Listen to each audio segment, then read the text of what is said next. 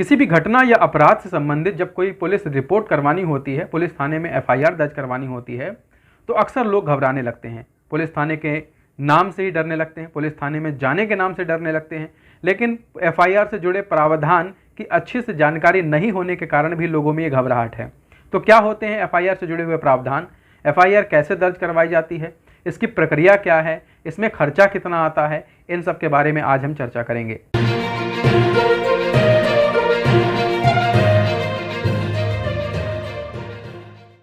तो सबसे पहले समझ लेते हैं कि एफआईआर क्या है। एफआईआर यानी कि first information report. CrPC act के तहत ये प्रावधान है कि धारा 154 के अधीन कोई भी व्यक्ति को अधिकार है कि वह अपराध के विरुद्ध एफआईआर दर्ज करवा सकता है। लेकिन एफआईआर कितने प्रकार की होती है, सबसे पहले इसके बारे में समझ लें। तो एफआईआर को दो कैटेगरी में बांटा गया है। एक को कॉग्निजेबल ऑफेंस कहा जाता है, यानी कि संज्ञेय अपराध, जो गंभीर प्रकृति के होते हैं, जिसमें पुलिस को गिरफ्तार करने के लिए किसी प्रकार की वारंट की जरूरत नहीं होती है, यानी पुलिस सीधे तौर पे किसी व्यक्ति को गिरफ्तार कर सकती है।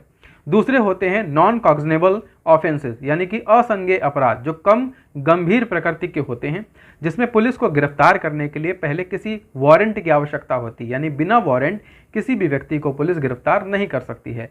तो ये तो हुई एफआईआर के प्रकृति की बात। अब रिपोर्ट दर्ज कैसे करवाई जाए, तो रिपोर्ट को दर्ज करवाने के लिए थाने में आप दो प्रकार से रिपोर्ट दर्ज करा सकते हैं, या तो लिखित तौर पे या तो मौखिक तौर पे। एफआईआर को दर्ज करवाने के लिए आप थाने में जाकर भी रिपोर्ट दर्ज करा सकते हैं और घटना स्थल से फोन के माध्यम से भी आप रिपोर्ट दर्ज करा सकते हैं। तो ये दो प्रकार होते हैं जिसमें आपको रिपोर्ट दर्ज करवाने की सुविधा प्रदान की जाती है। रिपोर्ट दर्ज करवाना यानी कि एफआईआर की जो प्रक्रिया है, यह एक कानूनी अधिकार है जो हर एक व्यक्ति को सरकारी तौर पर भी प्राप्त है और भारत में रहने के तौर पर भी प्राप्त है। ये हर व्यक्ति का कानूनी अधिकार होता है। लेकिन एफआईआर दर्ज करवाने के लिए जब आप थाने जाते हैं तो वहां पर लिखित और मौखिक दोनों ही प्रक्रिया में एफआईआर दर्ज करवाने का प्रावधान आपको प्राप्त है। यानी यदि कोई व्यक्ति अनपढ़ है तो मौखिक रूप से अपनी एफआईआर दर्ज करवा सकता है, और अगर कोई व्यक्ति पढ़ा लिखा है तो चाहे तो वह लिखित रूप से भी रिपोर्ट दे सकता है। थाने का जो इंचार्ज होगा उसकी जिम्मेवारी होती है कि कोई अनपढ़ व्यक्ति यदि रिपोर्ट दर्ज करवाने आता है तो उसकी रिपोर्ट को सुना जाए, समझा जाए और उसकी रिपोर्ट को दर्ज किया जाए।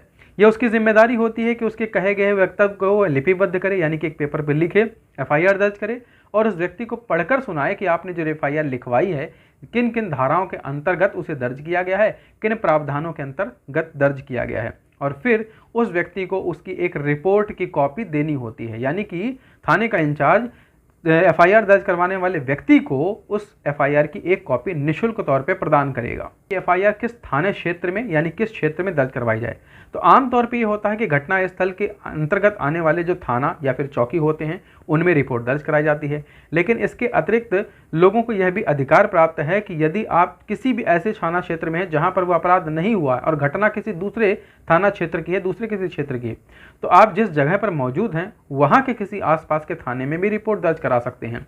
इस रिपोर्ट को जीरो एफआईआर कहा जाता है। इस प्रक्रिया में यह होता है कि वह थाना इंचार्ज आपकी रिपोर्ट को जीरो एफआईआर के तौर पर दर्ज कर लेता है, लेकिन आपके घटना के क्षेत्र के संबंधित आने वाले थानों में बाद में उस रिपोर्ट को ट्रांसफर कर दिया जाता है। यह एक प्रक्रिया की जाती है। अगर आप राज्य के बाहर हैं, यानी किसी भी राज्य में घटना हुई है और आप दूसरे राज्य में हैं, तो वहां पर भी यह प्रक्रिया आप अपना सकते हैं। यानी जीरो एफआईआर के तौर पर किसी भी थाने में जाके आप अपने खिलाफ जो अपराध हुआ है या जो घटना हुई है उसके विरुद्ध एफआईआर दर्ज करवा सकते हैं। यह भी व्यक्ति का एक मौलिक अधिकार है। अगला सवाल यह है कि पुलिस रिपोर्ट दर्ज ना करे तो क्या करें। कई बार ऐसा होता है, कई बार लोगों की शिकायतें आती हैं कि पुलिस ने हमारी रिपोर्ट नहीं दर्ज की है, पुलिस रिपोर्ट दर्ज करने में आनाकानी कर रही है। तो आमतौर पे आपके पास दो अधिकार होते हैं। पहला तो आप रिपोर्ट दर्ज अगर पुलिस नहीं कर रही है तो आप इसे स्पीड पोस्ट या फिर किसी पत्र के माध्यम से भी संबंधित थाने को अपनी रिपोर्ट भेज सकते हैं। इसके अतिरिक्त भी अगर आपकी रिपोर्ट दर्ज नहीं होती है तो उस क्षेत्र में आने वाले जो भी सुपरिटेंडेंट होते हैं, यानी सुपरिटेंडेंट ऑफ पुलिस को लिखित तौर पे आप अपनी सूचना दे सकते हैं कि आपके अधीनस्थ जो भी थाने आते हैं या जो भी चौकियां आती हैं उन्होंने आपकी रिपोर्ट क्यों नहीं दर्ज की या फिर दर्ज नहीं की। किसी भी कारणवश अगर सुपरिटेंडेंट ऑफ पुलिस के माध्यम से भी आपके मामले में कार्रवाई नहीं हुई, अमूमन ऐसा नहीं होता है, कई बार वो रिपोर्ट दर्ज हो जाती है और कार्यवाही शुरू हो जाती है, लेकिन अगर मान लीजिए किसी कारणवश वो कार्यवाही नहीं होती है तो आपके पास ये अधिकार है कि आप थाने में दी हुई रिपोर्ट, सुपरिटेंडेंट ऑफ पुलिस के पास दी हुई रिपोर्ट, दोनों की कॉपी लेकर किसी वकील के माध्यम से सीधे न्यायालय से भी संपर्क कर सकते हैं जहां पे आपको न्याय प्राप्त होगा। यानी कि उसके माध्यम से भी आप रिपोर्ट दर्ज करवा सकते हैं। यह भी आपका एक कानूनी अधिकार है। एफआईआर करवाने में खर्च कितना होता है, तो आप यह बात समझ लीजिए कि एफआईआर करवाना और कानूनी सुविधा हासिल करना हर व्यक्ति का अधिकार है और यह पूरी तरह से निःशुल्क है। इसका अर्थ यह हुआ कि कानूनी अधिकार प्राप्त करना हर व्यक्ति का अधिकार है और इस अधिकार के तहत वह कानूनी रक्षा और सुरक्षा दोनों निःशुल्क रूप से प्राप्त कर सकता है। उम्मीद है आज के इस वीडियो में आपको बहुत रोचक जानकारी मिली होगी।